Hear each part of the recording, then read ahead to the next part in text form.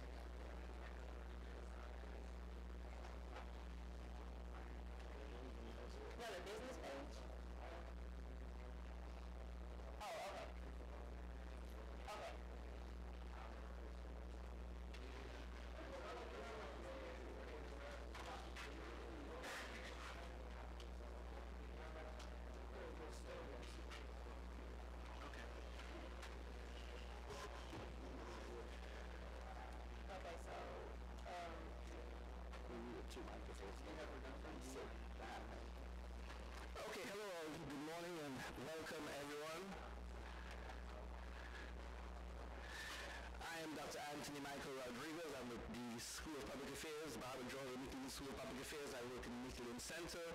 I represent Dean Harrington right now for the opening moments.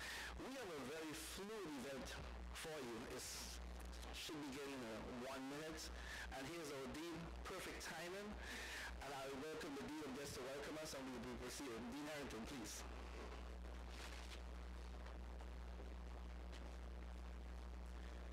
Good morning, all. Please accept my apology for running from one meeting to this one, but it is certainly my pleasure to welcome you to the Texas Southern University, the second largest HBCU in the country, and of course to welcome you to the Robert Jordan Leland School of Public Affairs. As I catch my breath here from running over to this meeting, you are now in the School of Public Affairs, named for Barbara Jordan Leland, the school that has about 984 students covering 11 degree programs. And we are very pleased today to present a special kind of program presenting the archives of the Leland Center. And if I should say something in this brief moment of welcome, we would like to say that this is the birthday of Congressman Nikki Leland, and this is a great day to present the archives. And in his legacy, there are about 4 things that I think I would like to note that you should associate him with. And that is, first, healthcare. Healthcare is something that he dedicated his public service to in terms of seeing that we would have access to healthcare and seeing that it was available. He's very much known for the emphasis that he put on healthcare in the state of Texas, particularly in regards to making affordable generic drugs available in the state of Texas. Also, he was very much in the forefront of seeing that we saw HMOs created. And not only did he serve us in that regards in healthcare, but also while he was in the state legislature, he was very much on the forefront of prison reform, something that you see that is at the forefront of our interest today when we look at justice issues. The other thing that I would think that you want to remember him for is his emphasis on seeing that we dealt with issues related to food, particularly in terms of hunger. He dedicated his life to seeing that we address issues of famine and food, nutrition, those kinds of things. You can see that in terms of what may be presented today when we look at what he did not only in the state of Texas, not only in this nation, but also in a global context, in missions that he carried out related to particularly famine in Africa, in Ethiopia, Sudan, Mozambique, and other African countries. We should also note that he had interest in homelessness. When we look at people who needed services related to homelessness and poverty, he was interested in a kind of comprehensive program addressing those kinds of things. And then the last kind of thing that I would note is that he had an interest in world peace. You can see that in terms of his emphasis on harmony and human relations, particularly as he traveled the globe, visiting Cuba with President Fidel Castro, and in that visit trying to see that families who had come to the United States could have the chance to be reunited with their native homeland. The other kinds of things that some of the first missions, particularly in terms of the post-Cold War, when he went to the Soviet Union and initiated efforts on the part of the Soviets to also address food. Those are the four things that I think that I would say that should be things that you remember every time you go past the Leland Center, every time you think about Congressman Mickey Leland, you should think about his interests in terms of health care, are kind of forerunner in that area. And if you look at what we're doing with health care today, it is the number one issue in terms of what people identify that we should address. We should also think about, again, his interest in justice issues, justice reform, and then his general interest in poverty, and take away the last one in terms of harmony, when he tried to promote harmony in human relation. They cut across racial lines in terms of economic lines, rich and poor, in terms of political lines, liberals and conservatives. With that said, welcome to this presentation today. Thank you. We're going to put a video in for a quick second, and Ms. Murphy will bring the other guests.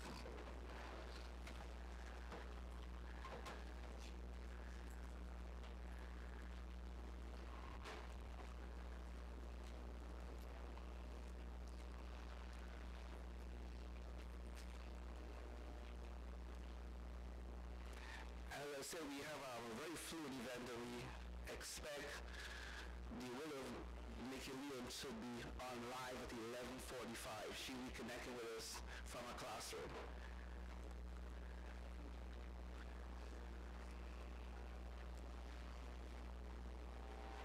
If you can think it, if you can dream it, then eventually you can have it. He took action, and a lot of people don't do that nowadays.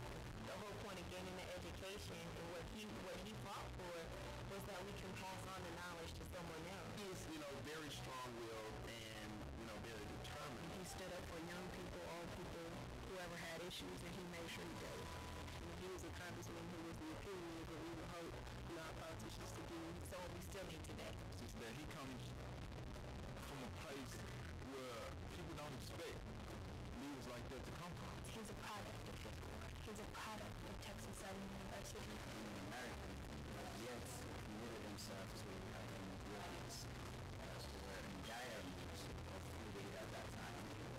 He was a universal humanitarian, but I'm sure he was a humanitarian here right on campus. Mickey Leland is a great man who actually did so much for people, worldwide.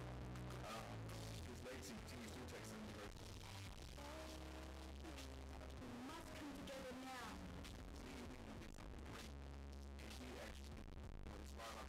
Walking in the path of Mickey Leland is definitely very incredible. It makes me feel important. It makes me feel like I had somebody that I didn't know stand up for my rights before I could even get here. It's important that people understand who Mickey Leland was because he opened a lot of doors. The initiative of Mickey Leland that I'm also tracking to is definitely the healthcare initiative that he was into. He got into the government and started making a way for people with low income to get health care. He was working heavily to eradicate apartheid.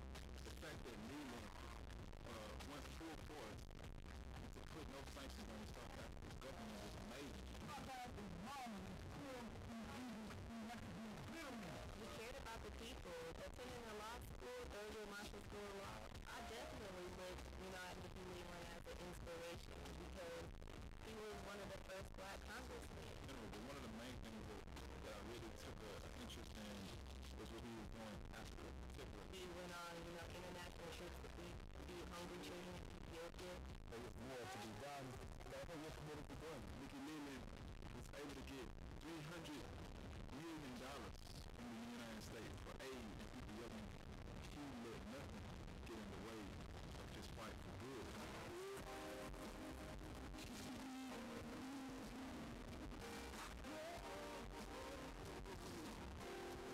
Mickey Leland wasn't for himself. He was for humanity as a whole. To ignore the increasingly desperate community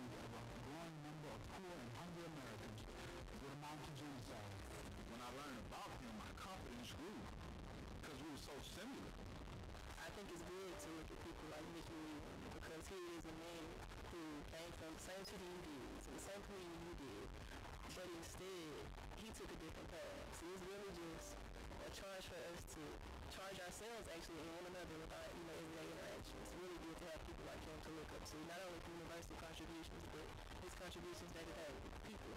We too have a responsibility to that humanity that our the people of the world need you. I know about the Leland as a young boy in Ethiopia. He really worked and advocated for not only just people, but he worked for all human beings. This U.S. congressman came to Ethiopia.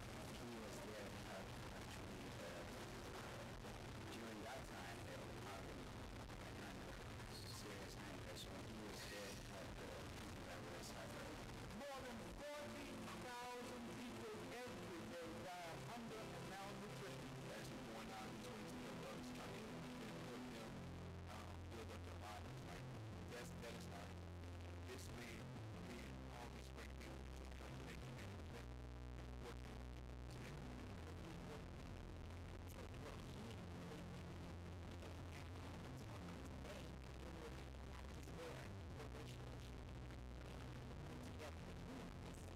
No one was higher than anyone else when it came to people. We were all one. And I always wonder, had Mickey Leland lived longer, how much more advanced? And though I was never able to meet him, I feel as if I met a piece of him. Like his legend is on. If Mickey Leland come out of Texas University, make a difference here in the world, if Mickey Leland was still here, I want to be president of the United States of America. That's what America's all about. The ability to dream and put your vision before you. Make time to catch up with those visions and those dreams. Because our attitude is correct.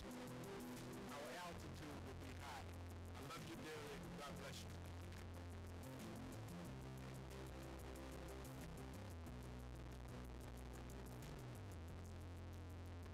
Hello, can you hear me? Oh, hello, I'm Stacey Murphy. Before we welcome our next guest, I would like for everybody to pull their cell phone out, take a selfie, and then post it on Instagram, and do hashtag, use our hashtag the archives. Take your cell phones out right now, y'all. I'm serious. Okay, and next I will be welcoming Berto Bennett, Bill King, Ben Reyes, and State Representative Hernandez. You guys can come up here and take a seat.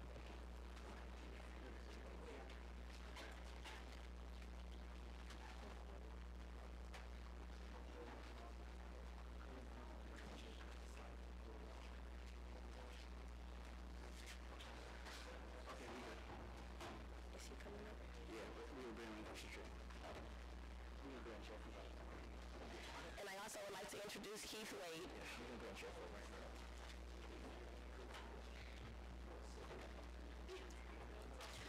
So while they're setting up, I really would like for you guys to go ahead and follow us on Instagram, BJMLSPA. We have Facebook, Instagram, and Twitter also.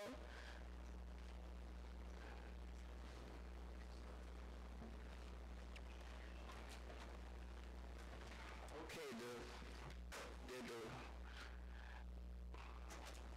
I'm going to give the microphone to Mr. Banton. We move from there. Good evening. George Thomas, Mickey Leland, he was a famous person.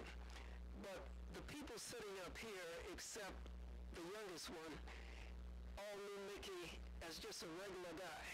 He made the term Fifth Ward, Texas popular all over the world. Okay, he made the term Fifth Ward, Texas popular all over the world because that was a part of town that was not just where he grew up. It was part of his heart. It was his home. He met Ben Reyes in Fifth Ward. Ben Reyes, at the time when Mickey was young, it wasn't popular for black people to hang out with Hispanic people.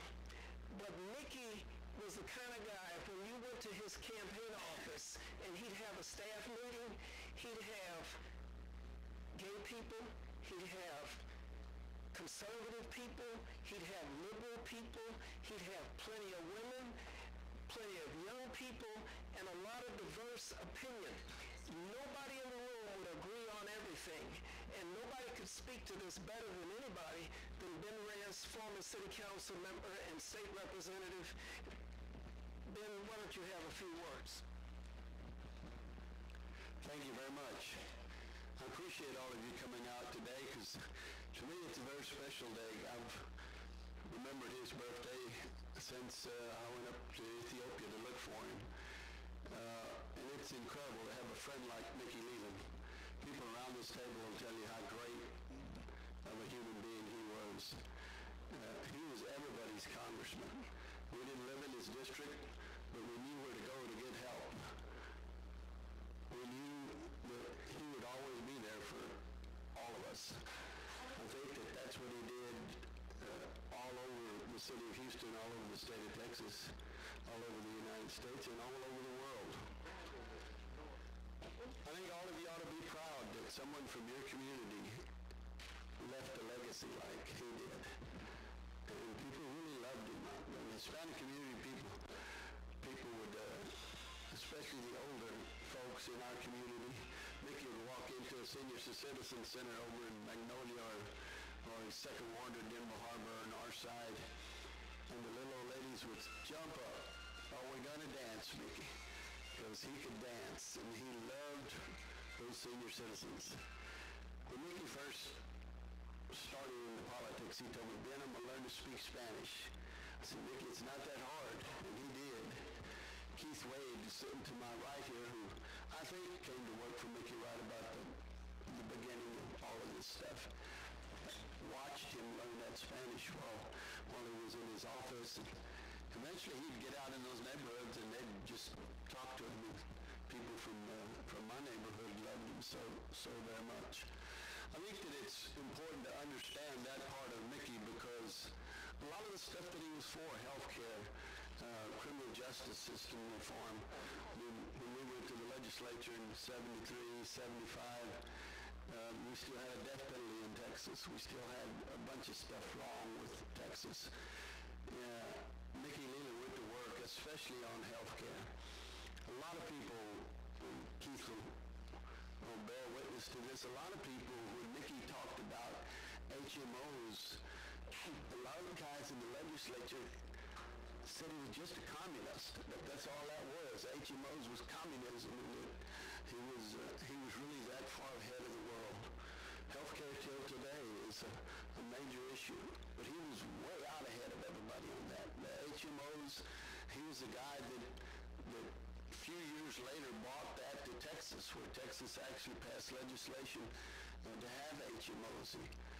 He went to the pharmacy school, by the way, here, and he was one of a few pharmacists in politics in our days. The other was Hubert Humphrey, who was a United States senator and ran for president.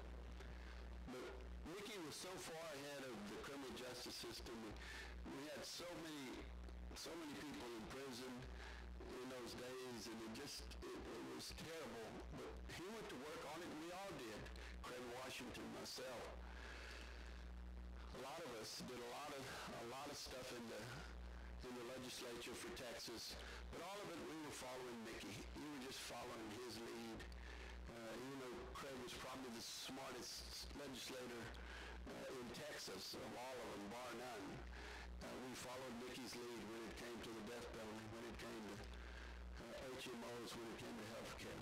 All of you got to be proud about that, because if you look around today, those are still some problems that need addressing. We're sitting here today, and there's an election going on in Mississippi for the United States Senate. We have a woman running for the United States Senate who swore on her mama's grave that she'd love to be in the front row of a guy's lynching. If he held a lynching, she'd be sitting in the front row. That's going on today, right now. It hasn't changed, it's gotten worse. I mean, that kind of stuff has got to be dealt with. I said money to Mississippi.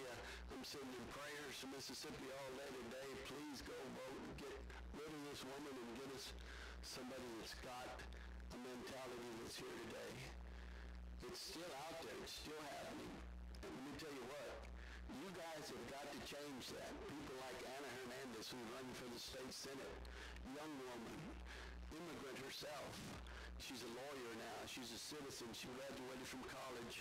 She graduated from law school. So you guys have got to be the future. Y'all are the young people that are out there, and if it's going to change, it's going to get better. You've got to do it. On behalf of Mickey and myself and all of the people that I've been around in my days, I'd like to thank all of you for being here. Bertle for bringing us together. Bill King for being part of this. Anna Hernandez. And Keith Wade, who probably knows a lot more about all of this than I do.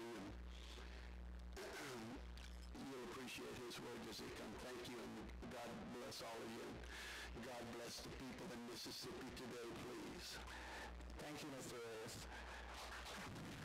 Next, I want you to hear from the youngest person up here. She's in the middle of a race right now, and if you review the last election we just had, you know it's all about women power. Anna Hernandez ran for state representative. She was an assistant to State Representative Jessica Farrar, and she decided to run, and run she did. She won, and now she's running for the Texas Senate. We want to hear how Anna appreciates Mickey Leland. Thank you, Bertle, and good morning. Good morning, everyone. I'm Anna Hernandez. I'm a state representative, and I am truly honored to be up here at this table as the youngest person. And I did not... It didn't take very much for you to be the youngest. No.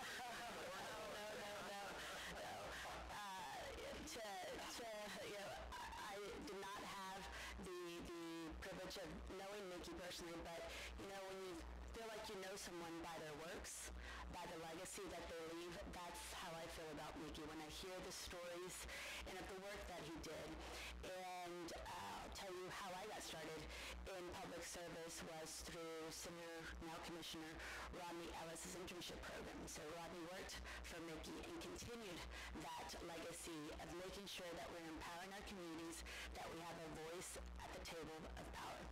And it was here at this university through the legislative internship program, the Texas legislative internship program that I started as an intern my junior year at the University of Houston and stayed in state government. That was 20 years ago.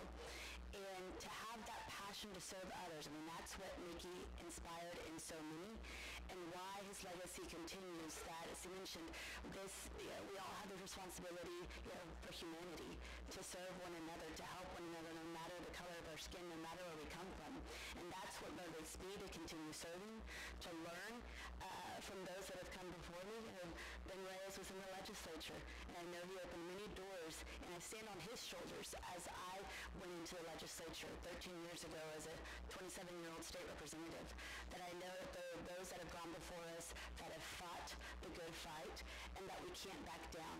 As you mentioned, we can't take things for granted, that everything that they have fought for, we can't just sit back and say, oh, well, thank you, I'm not going to do anything to continue to move forward. It's our responsibility, yours, mine, all of us collectively as a community, to continue fighting for those issues, to make sure that everyone has an equal opportunity. We see those injustices all the time, and we can't sit back and be silent. It's our responsibility to speak up and to do what we can to make sure that everyone is treated fairly and everyone has an equal opportunity. And so I am very grateful to be able to be here today to learn more about Mickey as an individual and the projects that he worked on, and to continue to be inspired in my commitment to you to continue working together as a community. Mickey was truly a people person. Mickey believed in empowering people in the community, people he met that were talented, he felt had something to give, or they demonstrated that they had a talent that they wanted to share. One of the things that Mickey was confronted with is people wanted to honor him, and he wasn't about that. He was about empowering the people. We have a national convention coming up in about a year and a half to elect a new president, and to do that, you have to elect delegates from your local senatorial districts around the state, people would say, Mickey, you ought to be a delegate to the National Convention. And he would look at them and pause and say, I am a congressperson. And he would say, why don't you pick somebody else? There are a lot of people out here that would love to be delegates. I don't need to be a delegate. And that was his attitude about a lot of things. But Mickey crossed community lines, state lines, continental lines. He knew people everywhere, and people wanted to know him. One of the unique people that was a longtime friend of Mickey Leland's that I met a long time ago with Mickey was Bill King. Bill used to be on the board here at Texas Southern University. And one of the unique things about Mickey, he wasn't a me, myself, and I kind of person. He didn't believe in personal pronouns. He believed in we, us, and you, and them. That was the kind of guy he is. Next, I'd like for you to hear from Bill King, former board member here at Texas Southern University, who was a personal friend and traveled with Mickey on many of his trips. Thanks, Virgil. First of all, it's great to be back here at TSU. I spent a number of years on the board here, so I always have kind of soft spot in my heart for this place. You know, Virgil, the one thing I would take exception is using regular guy in the same sentence as Mickey Leland, because he was anything but a regular guy, and you've heard about all the great things he did. I'm going to tell you a few things about him just being a fun guy, because I did travel with him a lot. And I'll tell you, the first time I ever met Mickey, Rodney Ellis had just come to work for me at my law firm. He was anxious to introduce me to Mickey. He just left being Mickey's aide, I guess a couple years before that. And so we were in Washington, D.C. at a reception, and Mickey walks in, and Rodney and I are standing there, and he walks over, and Mickey's standing looking at me, and Rodney's standing over here on the side. And he says, Congressman, this is Bill King. He's a good friend, you know, working for him now. He says, you know, he's an independent, but he's starting to make some money, and I'm worried about him becoming a Republican. And Mickey's shaking my hand, hadn't said a word. He says, oh, I'm not worried about Bill becoming a Republican. Turns to Rodney and says, now you, Rodney, are worried about becoming a Republican. He had a great way of just sort of keeping people in their place, and especially Rodney. He loved getting under Rodney's skin. But I did travel with him a number of times, and I think the most memorable trip I'll tell you a little bit about was Mickey called me one time, and he said he'd already been down to Cuba several times in a relationship with Fidel Castro. And during the presidential election of 1988, Castro wanted to make a goodwill gesture to the United States, and so he offered to release 5 political prisoners. These were Cubans that had been in jail for many, many years. And he told Mickey, if you can get down here and get them, I'll turn these guys loose. And so Mickey called me and says, we need to get 4 or 5 airplanes and go down there and get these guys and pick them and bring them back up. So I helped him organize that trip. We went down. I just stayed for 4 or 5 days at the, as guests of the Cuban government, and we got to travel the countryside quite a bit. And there were a couple of things that Mickey would always like to do wherever he went. One thing, he would go into a local barber shop and get a haircut. Because that's where you find out what's really going on in the communities, in the barber shop, And I'll never forget us sitting in Cuba, both getting haircuts in this Cuban barber shop while he's talking trash with all these guys. And then we were out one day, and there was a little street festival going on, and there were some ladies out there, and he just went out and got with them and started dancing with them right in the middle of the street. Just the kind of fun guy he was. And we had our meeting with Castro one night and made the final arrangements for picking these guys up. And the next morning, we went to the airplanes, and these 5 men were delivered to us that had literally been in prison, I guess, 20-something odd years. And I'll never forget Mickey's reaction to seeing these guys, and the first time they had freedom, and we had some soft drinks on the airplane, and this is the first time these guys had soft drinks in many years. I flew back to Miami, and there was a huge crowd of Cuban Americans there to welcome these people back. And they asked Mickey, do you want to come out here and take credit for getting us back? And Mickey said, no, this is y'all's day. I'm just going to stay back here. Y'all go enjoy yourselves. And we got back in the airplane and flew home. And that's just the kind of guy he was. This is a very poignant year for another reason, is that we're coming up on the 30th anniversary of Mickey's death. He died, I think, on August the 7th, 1989. And it's particularly poignant for me because I was supposed to be on that trip with him. And I got sick not too long before the trip when I had to cancel. And so apparently the Lord decided it wasn't my time. But I remember sitting with Allison, if you recall that episode, it went on for, I think it was 7 or 8 days before they found the airplane, and we all kind of took turns going over there and staying with Allison, and then finally got the word that they'd found the airplane, and it was devastating.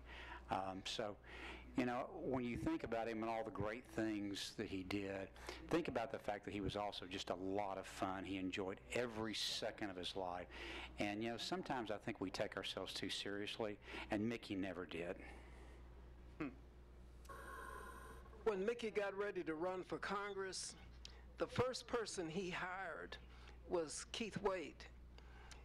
Keith Wade was supposed to get Mickey by my studio because Mickey wanted me to be his photographer and media person. In those days, they called it press person. And so, quite naturally, one of the things about Mickey that was kind of unique is that he was never on time. Now, that came with maybe growing up in the hood. But Mickey would call me and say, hey, man, I'm on the way. I'll see you in about 5 minutes. And 30 minutes go by, hour go by, and then finally he showed up about 2 hours later, and he blamed it on Keith. Very typical. But he blamed it on Keith. But I knew Keith is punctual, he's timely. Matter of fact, Keith is the mayor's right-hand person. He's his go-to person when he wants to really get something done for the community. That's who Keith Wade is. So, Virgil, thank you so much for inviting me up here. And it's this is really important today. I spoke with Allison Leland before I came here, Dr. Rodriguez. She wanted to be here, but she's teaching in the honors school at U of H and has classes right now, or she would be here. But she's so happy that we're stopped and we're doing something. And she still may try to come? 45 live. Absolutely great. But you see before you a little guy. I used to be a young guy. Now I'm one of the older guys up here, But I'm a graduate of the Mickey Leland Benny Reyes School of Government. And without this guy right here, Mickey had big ideas, but this guy knew how to put things together. And we were in his warehouse, his garage, the back of his house, putting signs together, plotting and planning, late at night. I don't think we slept. We were just, and I don't know how I can fall asleep now in the middle of a speech. If I fall asleep, just wake me up. But they were important times. But I want you to understand something about Mickey Leland. As I've gotten older, people walk up to me and say, hey, I want to run for office. I want to be elected to something. People your ages. And I'll say, what have you done? What are you doing to make you a candidate for something? Let me tell you what Mickey Leland was doing when he was your age or in school. Mickey was organizing nursing students from Prairie View, pharmacy students from Texas Southern, other individuals in the community who were part of Conscious Community, and organizing health clinics, because he knew that even though we lived in Houston, the greatest health care place in the world, that people did not have access to health care.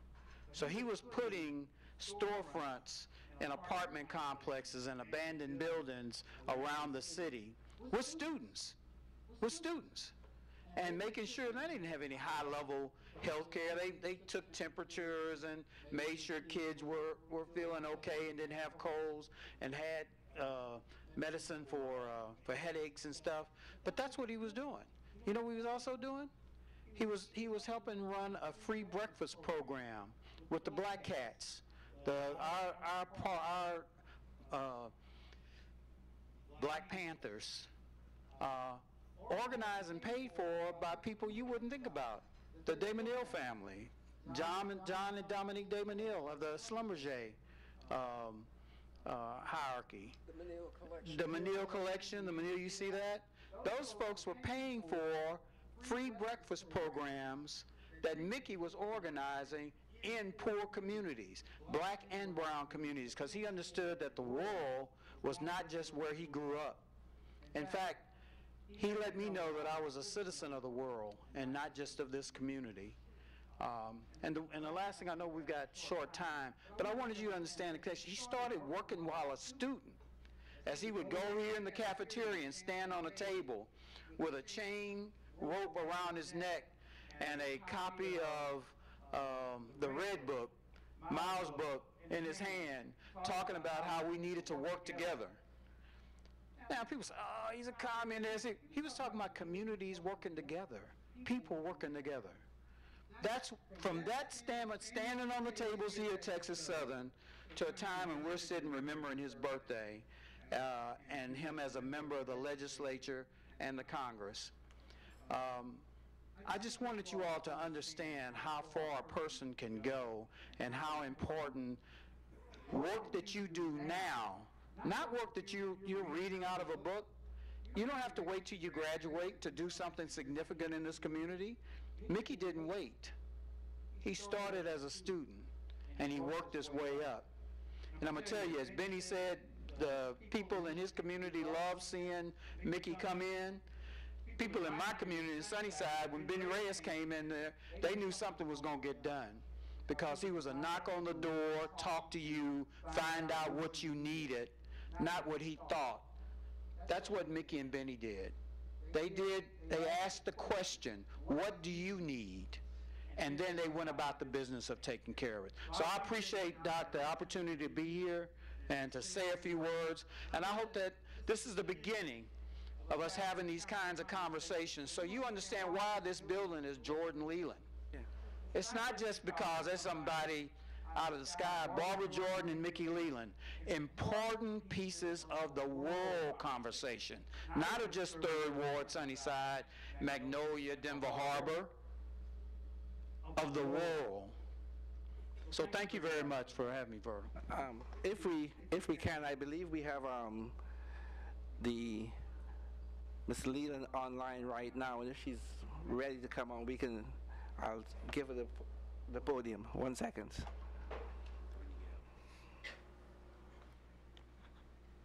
Okay, Ms. Leland, I believe we are seeing you, and we should be able to hear you. 1 second. Oh.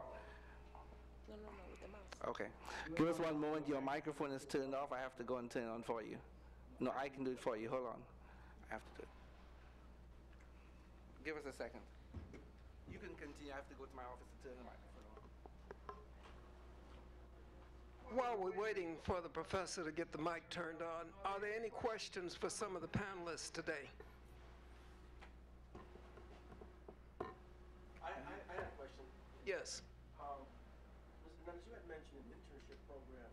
Are those still available, and how can our students plug into those? Absolutely, and again, I'm grateful for those opportunities that have been created for our community, because it's hard whenever you're asking for someone to relocate either to Austin for the state legislative internship or to DC for a congressional internship. You've got to pay your bills. You've got to be able to eat while you're gone, and so these internships have been provided to be able to supplement and be able to give you a stipend to be able to have that opportunity. And it's the Texas Legislative Internship Program. And I believe the application process is still open for the next legislative session that starts on January 8th. It's closed. They closed November 1st. Okay. There are other opportunities, though, through different legislative programs, and we'd be glad to give you my contact information of different programs, because, different schools have those. The Mexican American Legislative Caucus also has an internship program. In the Texas Senate, they're the Luna Scholars. That's their internship program in the Senate as well. So there are many opportunities, and so we're going to make sure that those individuals that want to be part of the process to get that first-hand experience are able to do so. And as an elected official, that's what I feel is my responsibility to be able to open doors for others that want to come through, as doors were open for me. Right. I'm grateful. So one of the other unique things about Mickey is even today, since 1989 when he left this place, a group of us have been providing internships. The Leland Fellows that have originally started here and at U of H, and we've struggled to try to keep that going. But I want to just say something to you. Today, I'm announcing that 2 Leland Fellowships will be provided for students from this university for this session.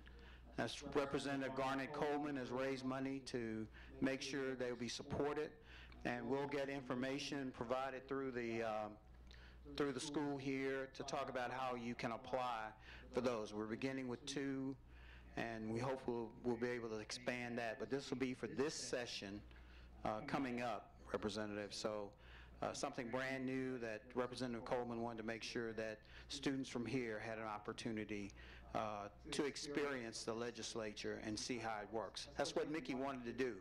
He wanted to give people experience, give them a passport on the other programs, and make them understand that they were an integral part of this world. We have Ms. Leland online right now, and she can go live when she's ready. Good morning. Are you able to hear me? Absolutely. Yes. Great. First of all, I am so happy to be with you from down the street on our campus here at the University of Houston. And I'm in my office with one of my political science students who I'm happy will be able to share this moment with you. It makes me very, very happy to see you gathered today to celebrate what would have been my husband's birthday today. And it also makes me happy that he is not only missed and remembered, but that all of you carry on in his memory.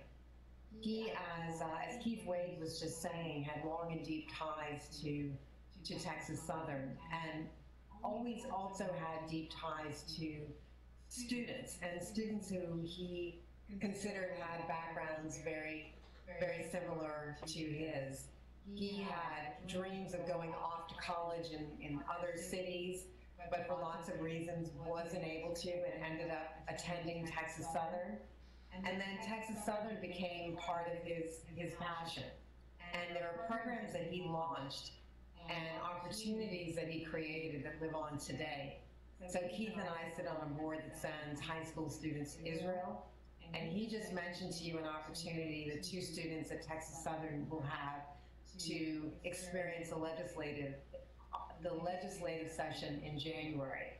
And you absolutely ought to take advantage of that. It will be life-changing to be in the midst of the frenzy, the activity, and the people that you will meet in Austin.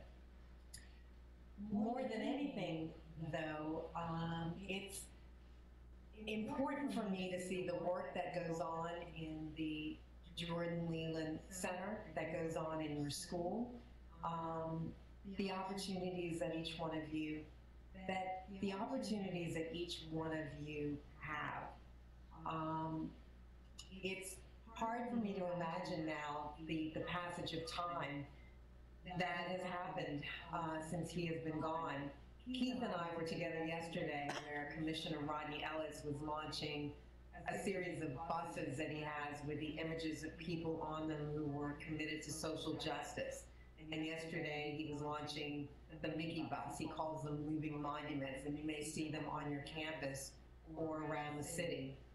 And so I think more than anything, I hope it's an opportunity for you to have a sense that he was a real person, that he was a student, and he was passionate. And there are people who ask me what he was like, and I would say that he was smart and passionate and focused and unorganized and late. And I throw those in to really give you a sense that he was a real person. And he is, it's hard for me to imagine now that he's a person of history, of our Houston history, our Texas history. I see friends in Washington and in other parts of the world who remember it well. But I think there's no greater legacy that he could possibly have, apart from our three sons, really is all of you. It's the passions you have, the chances you take, the mark that you leave, the opportunities that you take advantage of, the passions you pursue, the questions you ask, the difference you make, the chance you have to represent the city, the university, the campus, the state, our country, when you have the opportunity to travel abroad. So what I would say to you is be fearless and take a risk and push yourself to do more than you think you're able to do. And connect with people who are all around you, who want to support you and want to help you and want to cheer you on. I can't think of anyone that you couldn't contact and ask a question or seek advice or get an answer to a question who wouldn't be happy to help you move forward. So I would conclude by saying, thank you for coming today, for taking an hour out of the middle of the last week for us, or maybe the last or the second to the last week of classes for you. So thank you for taking a moment to pause, to listen, to remember Mickey Leland. He would have loved the opportunity to still be connected to the university, and it's really, really important to me personally and to my family that he's able to live on through each of you. So thank you. I look forward to being there in person. I hope sometime soon. I really am just down the street in the Honors College at U of H. I look forward to seeing you in person. All the best on the balance of the semester and finals. And again, thank you for everyone who came together today to celebrate Mickey's birthday. Thank you, Ms. Leland. We really appreciate you.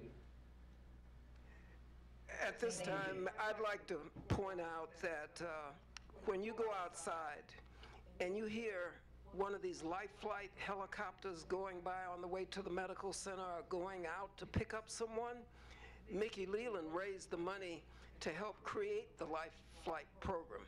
When you go to your pharmacy and you give them your prescription, you don't have to ask about the generic drugs. They ask you, do you want the prescription as written, or would you like a generic version of your prescription? They give you that choice. That's part of Mickey's legacy. This weekend, all during this week, you're going to hear about a guy named Ray Hill. Ray Hill was a civil rights fighter. Ray took cases against the Houston Police Department, 2 of them, all the way to the Supreme Court level, and Ray won because they did police brutality locally against the gay community. And Ray was a champion for rights for everyone. But the reason I mention this, Ray started the longest running radio show in the history of the state of Texas. It's called The Prison Show.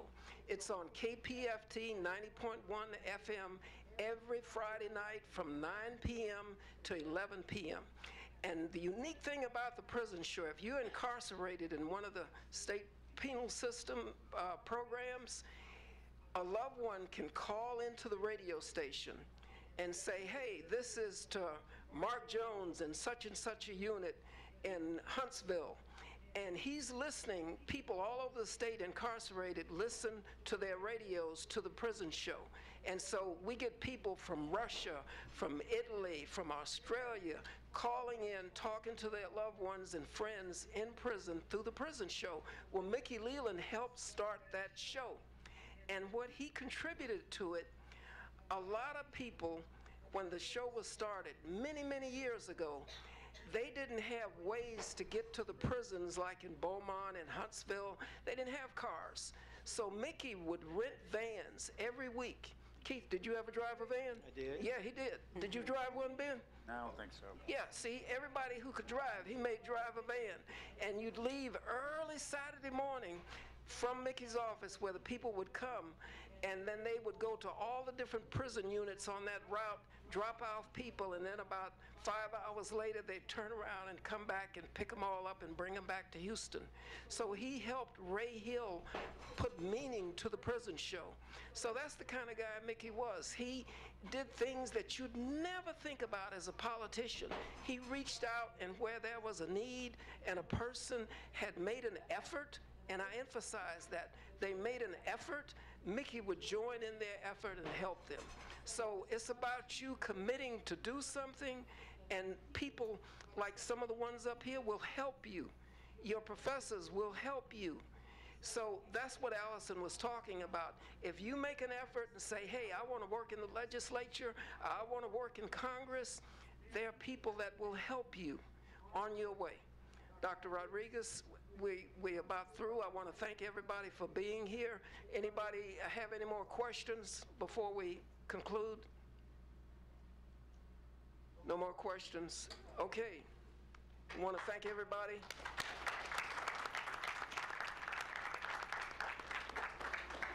We don't have any more questions for the panel. Those of you who are in class, those of us who do know that we don't have a 12 o'clock class, so that was a good one. He tried it. But we wanted to make sure that we're a little clear on the different parts. I had to put that out there. It wasn't my students. Those weren't my undergrads leaving. But of course, I'm Professor Sheridan Schwartz here, and I teach here in the School of Public Affairs. I teach here specifically and deliberately and with passion and focus because for those of you who know me, my late parents were both alums, and I'm their child that decided to attend, and now we have a third generation here of the family as well.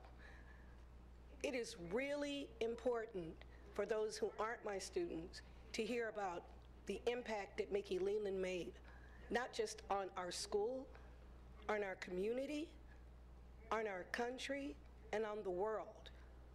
I knew Mickey as a child, but Mickey was one of my favorite people because he did not talk to me as a child. He talked to me about things in real terms.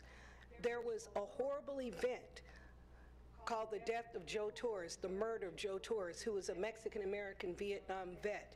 And it started a series of riots in this city because he was brutalized, beaten, killed, handcuffed, and thrown into the bayou by Houston police.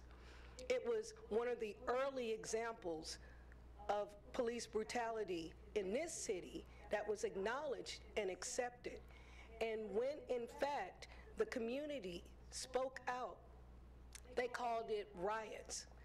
When I asked Mickey Leland about it later, Congressman Leland told me, as the way, not like you would tell a child, he said, when you're white, it's a protest. When you're black or brown, it's a riot.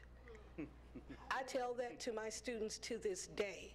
His legacy as a 1970 graduate is so important because he was an undergrad, graduated in 1970, but by 1972, he was a candidate for the state house.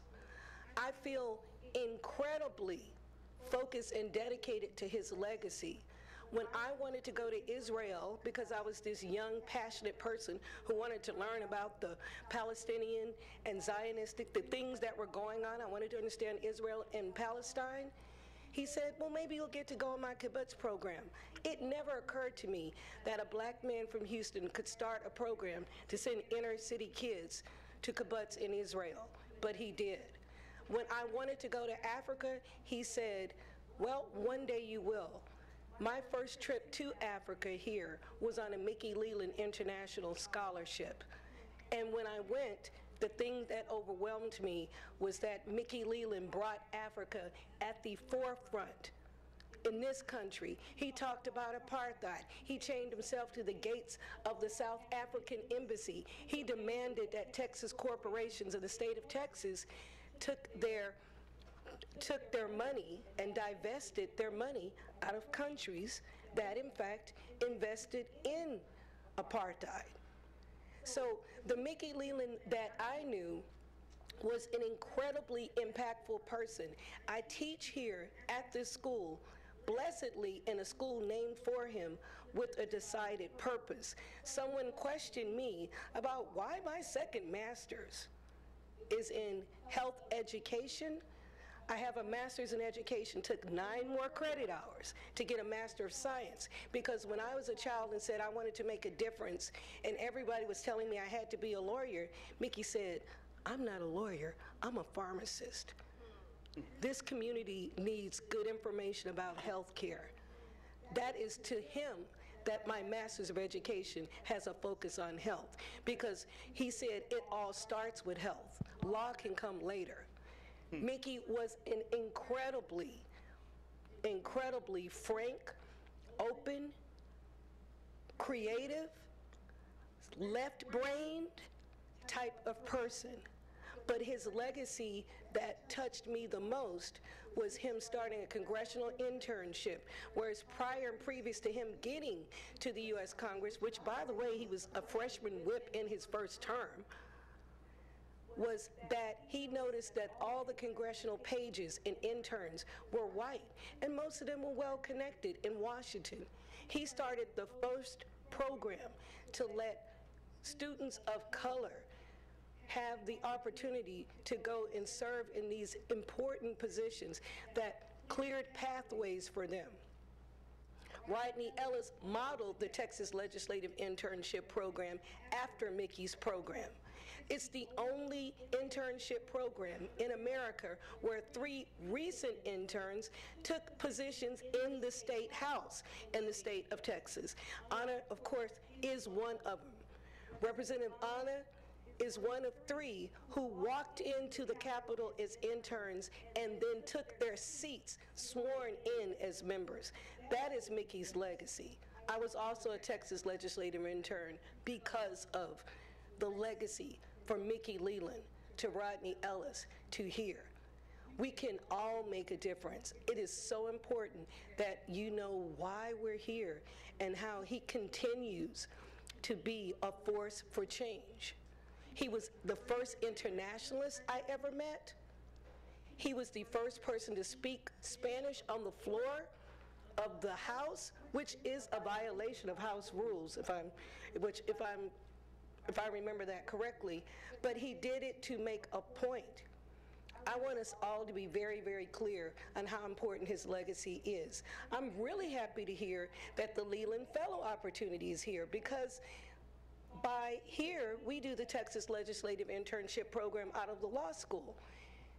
But Mickey told me to my face as a child, you don't have to be a lawyer to make a difference. So I would really love to see some of our undergraduates, particularly here at the Barbara Jordan Mickey Leland School of Public Affairs, get that opportunity. It's a thought. It's something to run with, but I'm saying it the way Mickey would have said it, I think, perhaps, if he was here.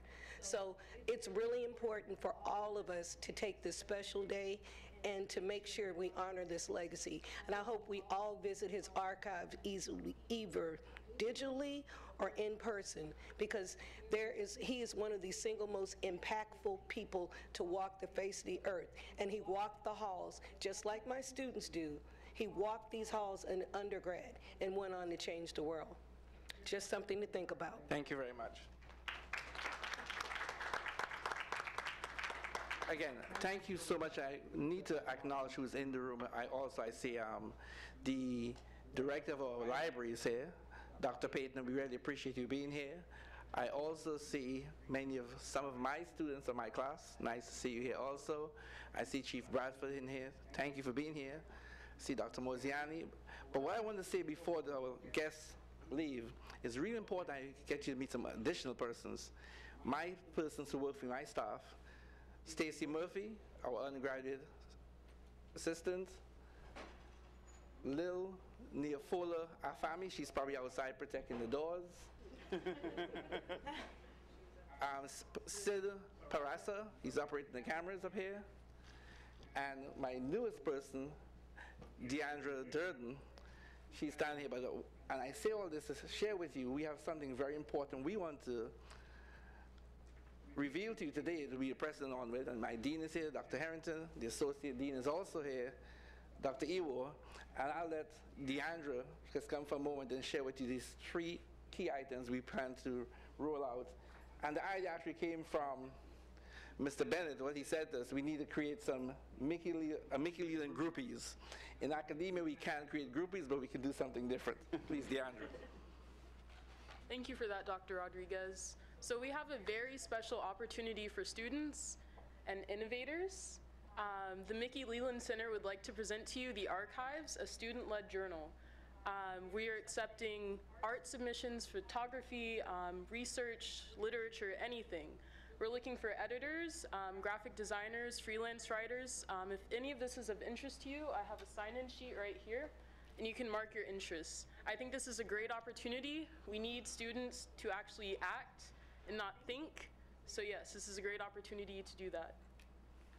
Thank you, DeAndre. And on this, the archives is open. The website is available. I believe Ms. Murphy asked you to hashtag us. Please come to our website. You can come and visit the archives directly. And we have to do this again, maybe something different, something similar. And we're going to give the floor to Mr. Bennett for a moment. I just wanted to point out Keith Wade, Ben Reyes, and Bill and Anna. Do you all know what a line item is in a budget, a state budget? That means that no matter what happens to the budget, that gets paid. And the only line item that Texas Southern University has in there, meaning whether they get money for the lights, the water, the air conditioning, your whatever, the only line item in the Texas legislative budget is Mickey Leland, for the Mickey Leland Center. That's the only line item that, to give you an idea how important Mickey is to Texas Southern and the state of Texas, you should remember that. We have just one smaller item. I had a phone call yesterday from Mr. Abdullah, and I'll let him announce what we may try to pull together. Please come. Okay. From Ethiopia. Yes. The Assistant Secretary for Africa, Tibor Naji, might be visiting TSU. He's making a tour in January to visit the state of Texas. So he mentioned that he need to visit the Mickey Leland Center and TSU as part of his itinerary. So I called Dr. Rodriguez yesterday and mentioned to him he is planning, we don't know exactly the hours, but it's the last week of January or 24th. And so I want to bring your attention to that one. Also, since I'm here, I want to take the opportunity to say something about Mickey Leland. Mickey Leland means a great deal to Ethiopians and to Africans. We have a great love and affection for him. You know, I don't know really how to express it in this situation.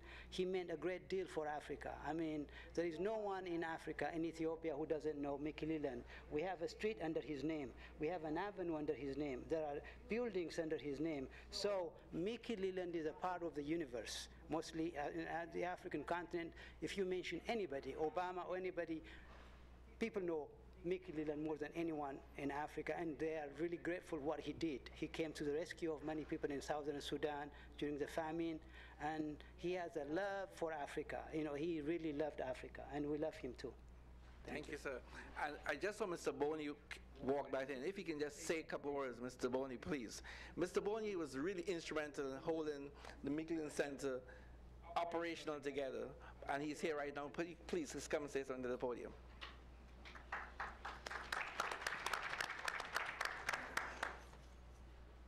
Thank you, Dr. Rodriguez. I served as director of the Mickey Leland Center for 11 years, from July 1st, 2002 to August of 2013. The president gave me 3 priorities when she asked me to come and do this work. Find and take care of the Leland Archives, straighten up the internship program, and get the right staff and develop it. I only got a few minutes, so I can't tell you everything, but let me just tell you this.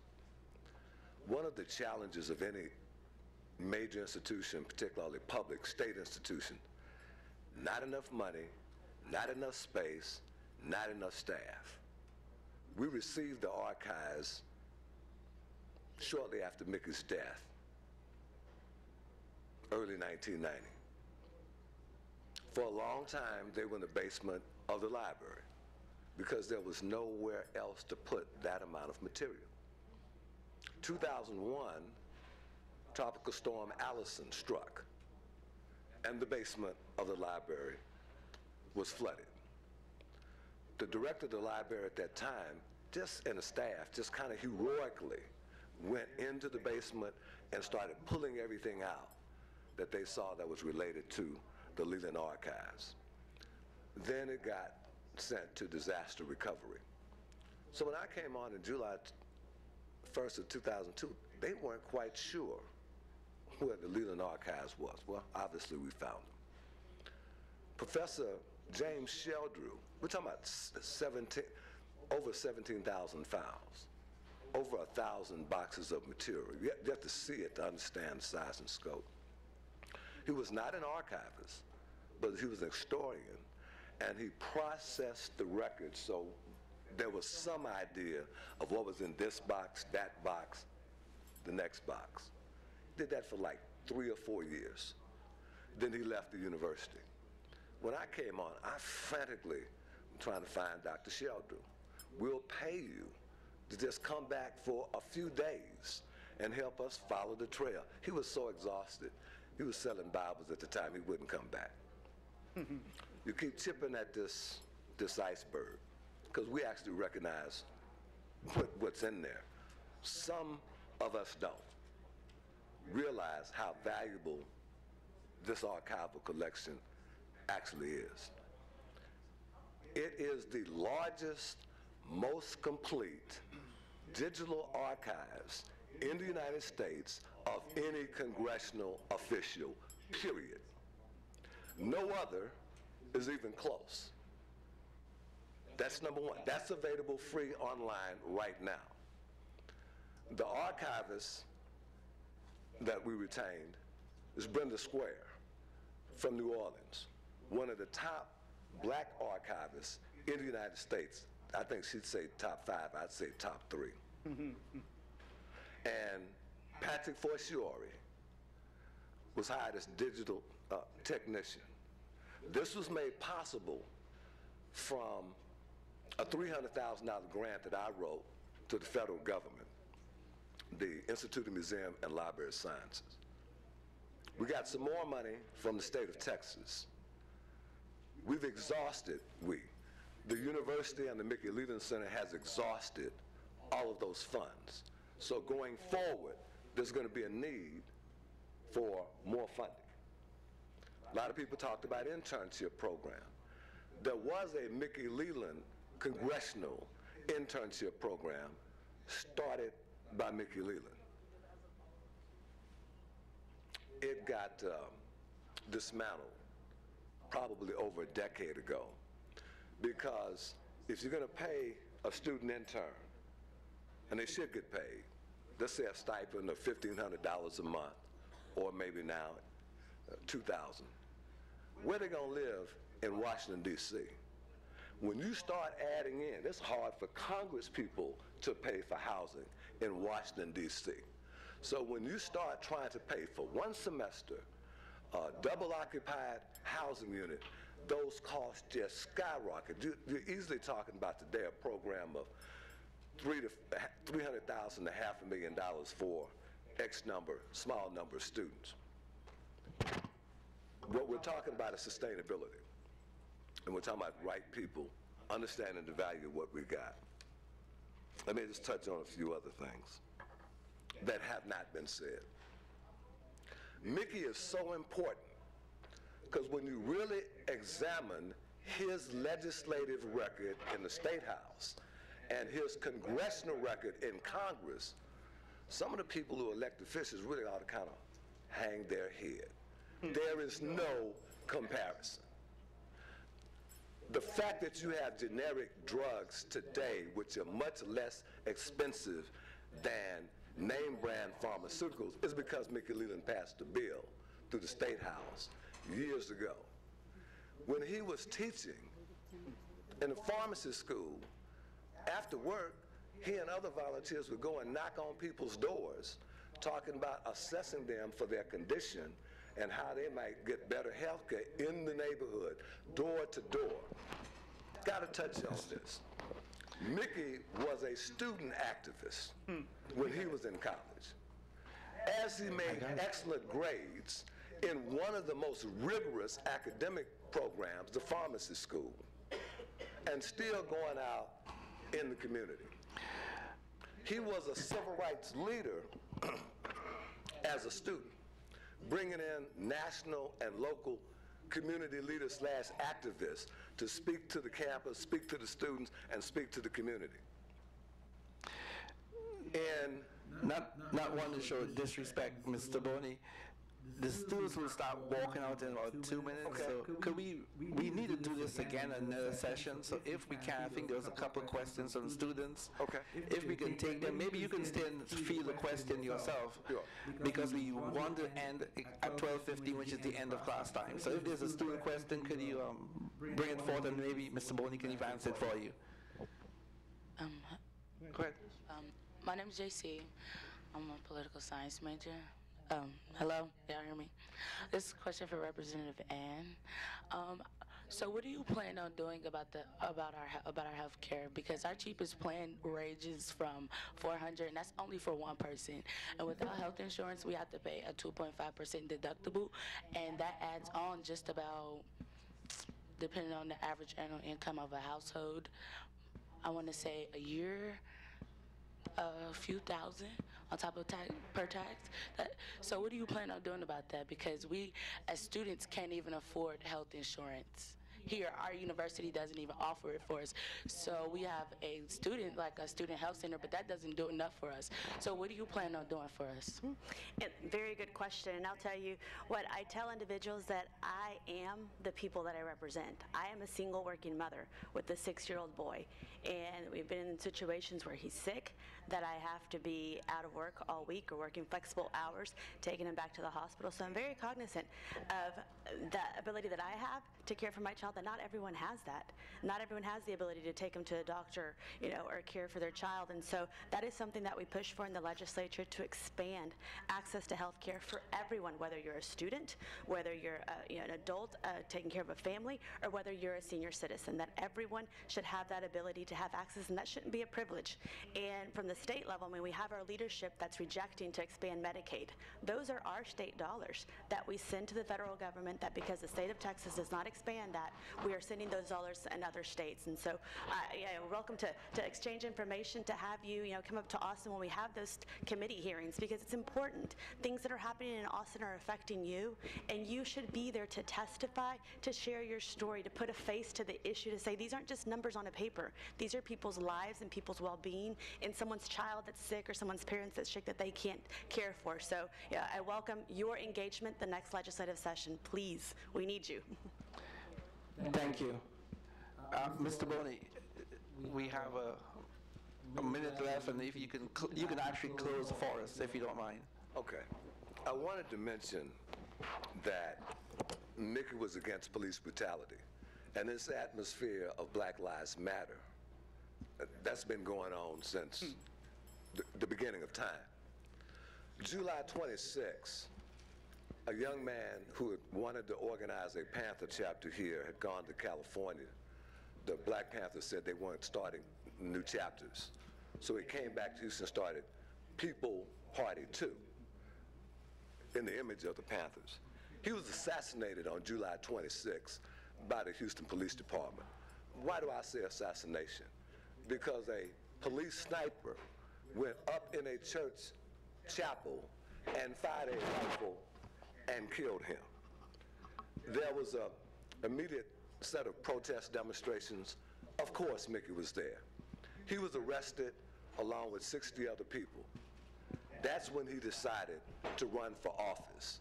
I just wanted to frame the discussion for what young people were doing, not just Mickey alone, and what we're doing today in 2018. I'm not mad at them. They do what they've always tried to do: confuse, disrupt, suppress, oppress. I'm mad at us because we're not doing all the things that we can do, and we're confused about our history. The importance of Mickey Leland, I think you got some idea of. There's much more proof and evidence available in those archives. I hope you take advantage of the opportunity to go for free and go through these archives and find out more about this story and this legacy. And those of us who are still alive and in leadership, we got to do better too, because we know what it takes to sustain a movement, to sustain an institution, and to get things done, because Mickey showed us how. And I'll leave with this quote. The times we live in and the challenges we face demand that we give and expect the very best of ourselves. Nothing less would do. Commendations. Okay. God bless. Thank you, everyone. Thank you for attending, and we hope to connect with you soon. Thank you, Anna. Whole bunch. So, Keith. I love to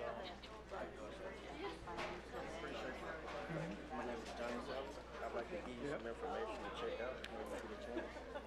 Somebody will finance a group that was started in here. I would tell my kids, right down the street. What street did it start? I said, what street? I said, Main Street. And they said, what city? So they learn.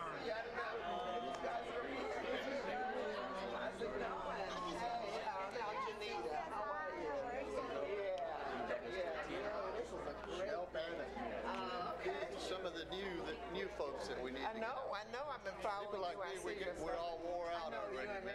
Yeah.